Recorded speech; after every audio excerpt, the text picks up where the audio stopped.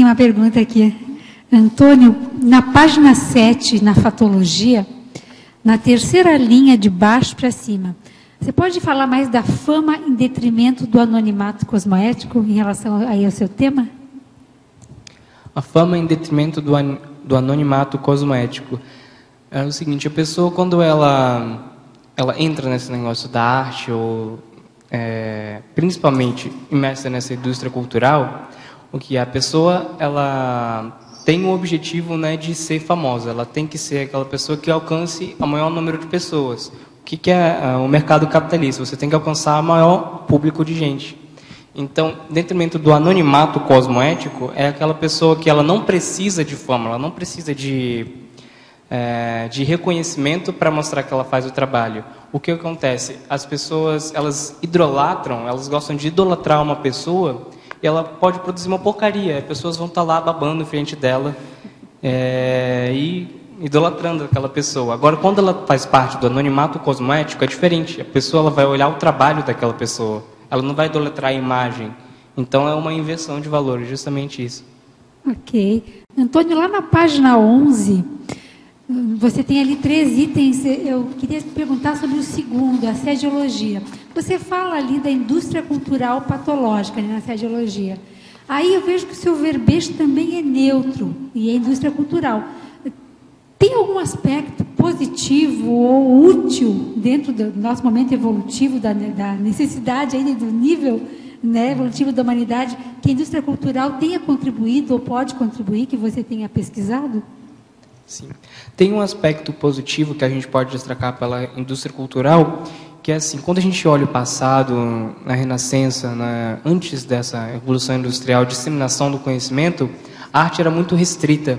Era só restrita para aquela parcela da população e as outras pessoas, elas ficavam excluídas. Então, isso é um dos aspectos que tornou a indústria cultural, que ela possibilitou essa disseminação da cultura ao redor do globo. Tem a globalização, tem a questão da internet, tudo isso contribuiu para essa disseminação e para que mais pessoas tenham acesso à cultura. Mesmo que seja essa cultura que eles promovem, que seja a cultura do consumismo, do capitalismo, mas mesmo dentro disso você pode encontrar coisas que sejam válidas, coisas boas. Então, o sistema da indústria cultural ele pode ser benéfico também. Concordo com você. Eu estava pensando, por exemplo, livros. Se a gente for pensar em livros, a indústria cultural, de alguma forma, favoreceu que os livros hoje sejam produzidos, né, aos milhões e acessíveis, até em termos de preço, tudo, né? Acho que isso é um aspecto favorável. Mas é como você diz no verbete inteiro, muito bem colocado. A filtragem disso, a seletividade, enfim, é isso aí que vai fazer a diferença, né? Parabéns, Antônio. Que tem aqui na terceira linha, quarta linha de baixo para cima, na página 8, na fatologia, ele coloca a democratização do conhecimento. Democratiza-se tudo, o ruim e o bom, a gente que tem que escolher, né? A questão da indústria cultural, é interessante que as pessoas, às vezes, elas se isentam disso, mas a culpa também é delas, porque elas acabam consumindo aquilo, elas acabam promovendo aquilo. E pela própria lei da oferta e cultura, a responsabilidade também é delas de elevar a cultura. Então, a gente está aqui fazendo assistência, fazendo TARES, é justamente para isso, para ver se as pessoas elas ficam menos burras, né? Ou se elas atingem um nível de consciencialidade maior, atingem um nível de erudição maior, para elas conseguirem, para a gente conseguir elevar esse nível da cultura, que a gente diz. Antônio. Para as pessoas serem mais críticas. Antônio, aqui. Eu queria entender melhor o porquê que você classificou o verbete enquanto tema central neutro. A questão da classificação neutra foi até uma coisa que a gente estava discutindo, mas a indústria cultural, por si só, ela tem um aspecto positivo, que é que você trouxe a massificação, você trouxe a democratização da cultura. Então, ao mesmo tempo que você tem essa promoção dessa cultura que é baratrosférica, ou que é esdrúxula, ou que é ridícula, você tem também, ao mesmo tempo, mais pessoas que acessam essa cultura, que acessam a arte ou a ciência. Você vê, há um pouco tempo atrás, a cultura era muito elitista, as pessoas elas não tinham acesso aos livros, elas não tinham acesso à educação. E hoje, embora você tenha um controle dessas grandes mídias, você tem essa questão da indústria cultural e parte das pessoas desenvolverem a acuidade intelectual, desenvolverem a erudição pessoal, para elas tornarem esse processo menos patológico. Hoje você encontra livros, até os próprios livros da Conscienciologia, querendo ou não, eles fazem parte da indústria cultural, porque eles são vendidos, as pessoas compram, aquele dinheiro vai para a editora. Mesmo sendo aqui que a gente é diferente, que a gente inverte esse processo, onde o autor ele abre mão dos direitos autorais, mesmo assim faz parte desse sistema. O sistema de livros, o sistema de editoras, o sistema de produção do conhecimento, ele está preso ao sistema de indústria cultural. Só que a gente parte de nós para tornar esse sistema menos patológico. Então, ele por si só é um tema neutro. Não sei se ficou claro. Eu entendi a abordagem. Então, essa pergunta aqui vem de Bilbao, Espanha. Crianças de 14 anos são capazes de ler um livro de 500 páginas em 10 dias, se associado a algum filme graças à publicidade de Hollywood. O verbetógrafo já pensou em alguma forma de usar essa publicidade feita por gênios para motivar os alunos a estudar ou para algum outro propósito útil? Então, essa questão da apelação muito... a gente vê muito, principalmente na indústria dos livros, da bibliografia, a gente vê as questões que lançam um novo best-seller, daquilo lá do romance, do vampiro com lobisomem com zumbi ao mesmo tempo, e você é cada vez mais escatológico, cada vez mais surreal aquilo. As pessoas, elas leem. A gente reclamava que os adolescentes não conseguiam ler, só que os pais não vão lá comprar Crepúsculo, professor, olha como minha filhinha está lendo, que legal. Mas aí a pessoa ela não para pensar qual é a qualidade da pessoa, e que a gente tem muita besteira em livro também. A gente fala de música, a gente fala de cinema, mas de televisão, mas tem muita besteira escrita também. E é uma coisa assim, se esses gênios da publicidade, que tem gente muito genial por trás disso, por trás da indústria cultural, tem gente muito boa de publicidade, tem pessoas até criativas que conseguem chamar a atenção do público para aquilo.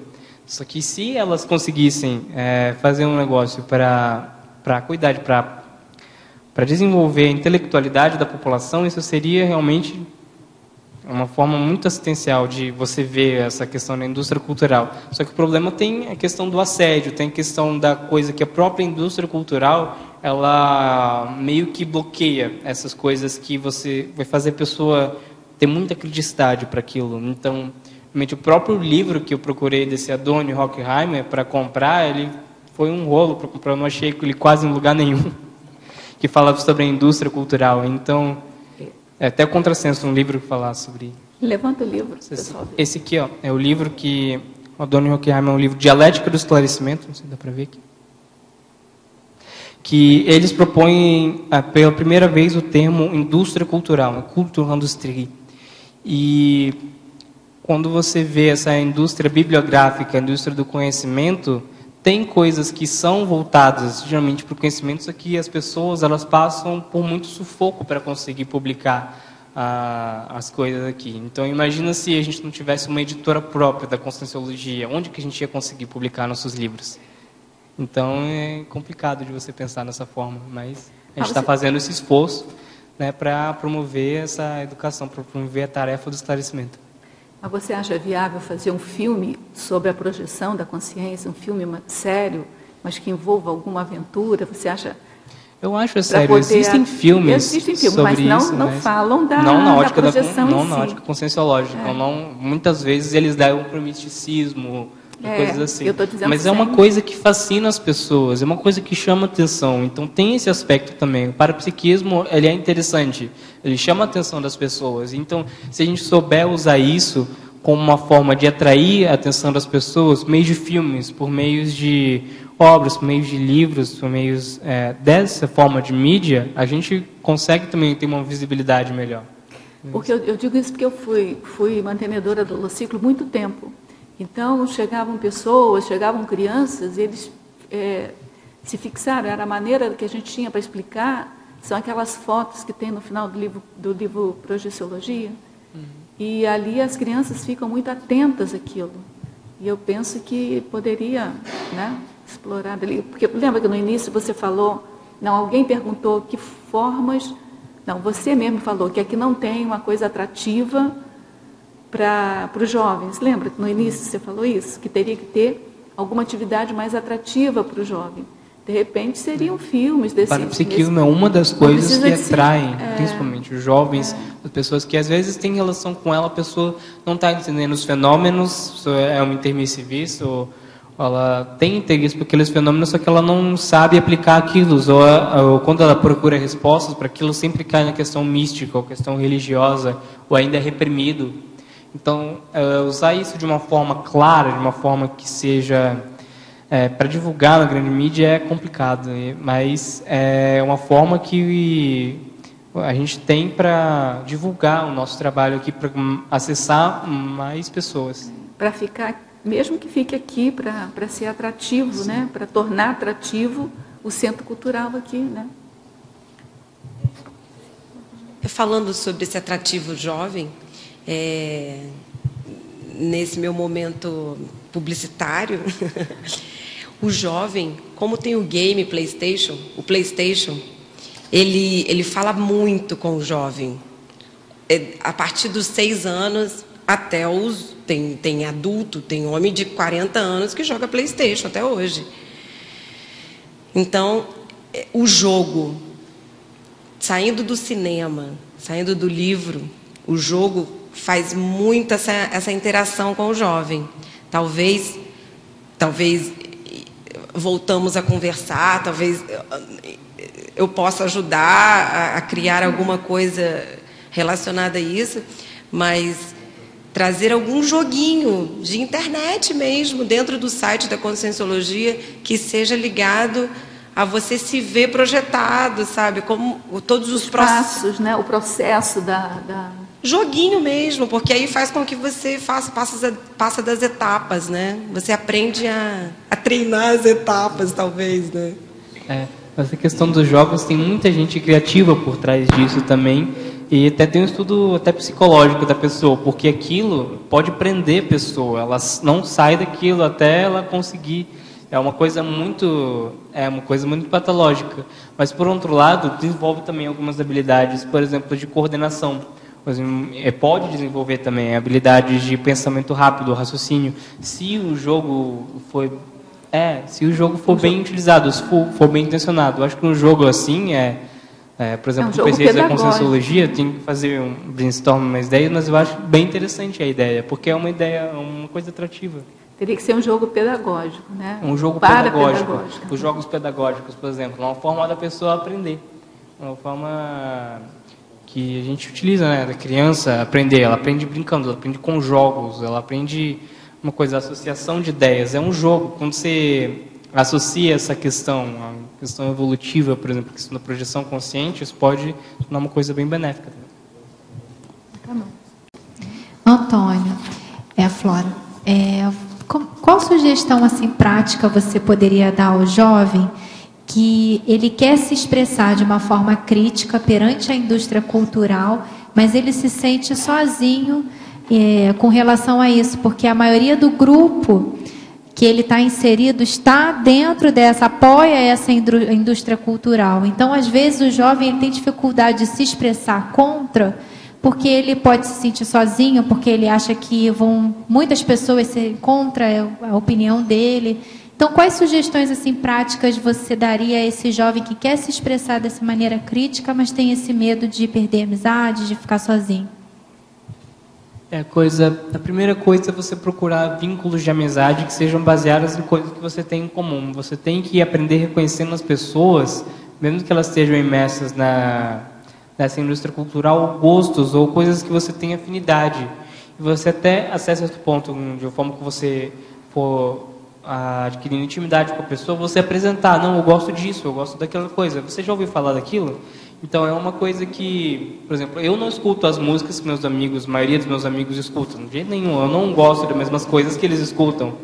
Eu não faço as mesmas coisas que eles fazem, a maioria deles, a maior parte das coisas que eles fazem. Mas tem algumas coisas que você pode promover com a pessoa, que você pode se misturar assim, com uma sociedade e que você pode ter uma vida saudável ainda, não ser exposto à indústria cultural, não ficar alimentando também esse tipo de vício, não ficar alienado das coisas, mas ao mesmo tempo ter relação social, porque isso é importante, isso é essencial para o jovem também. Que às vezes ele se procura, né, isolar de todo o mundo e fica aquela questão daquela pessoa fechada, daquela pessoa carrancuda. E isso não é uma posição ideal para assistência. Para a pessoa que vai fazer assistência, ela tem que ser sociável, ela tem que aprender a falar com todo tipo de gente. Então, às vezes ela pensa que as pessoas elas não entendem ela, mas ela que tem que ter responsabilidade para entender todas as outras pessoas. Isso é difícil, isso tem que requer maturidade, muito jogo de cintura da pessoa, principalmente o jovem, fazer. E nesse caso, então, esse jovem, ele conhecer até o que está acontecendo na mídia, é importante até para ele usar o seu senso crítico e também ajudar aquele grupo de jovens que ele está inserido também a pensar diferente, né? Exatamente. Quando você tem a questão da erudição, quando você promove a questão de você conhecer várias coisas diferentes, você não ser fechado só aquilo, eu não gosto daquilo, então não vou ouvir nada daquilo. Mas espera aí, tem porcarias em todos os lugares, a gente acha. Então, se você aprender algum estilo musical, você vai achar coisas ruins e coisas boas nele. Você aprender um livro ou um autor, você vai achar obras boas, obras ruins. Então, você não pode homogeneizar, você padronizar uma coisa assim e dizer que aquilo lá é que você gosta e aquilo lá que você não gosta. Então, você tem que estar aberto a vários tipos de outras coisas, você descobrir novas coisas. E isso é uma postura que, para começar, a pessoa ela se livrar da indústria cultural, acho que é o primeiro passo. Ela ser aberta a descobrir, ela tá aprendendo novas coisas. Talvez ela goste daquilo. E porque os gostos, eles estão diretamente influenciados pelo temperamento da pessoa.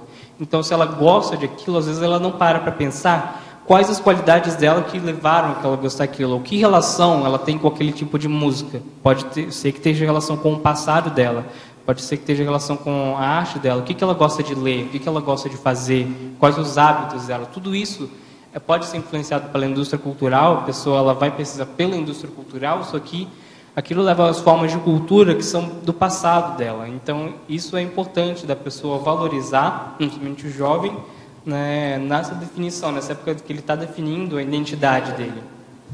Ok, obrigada.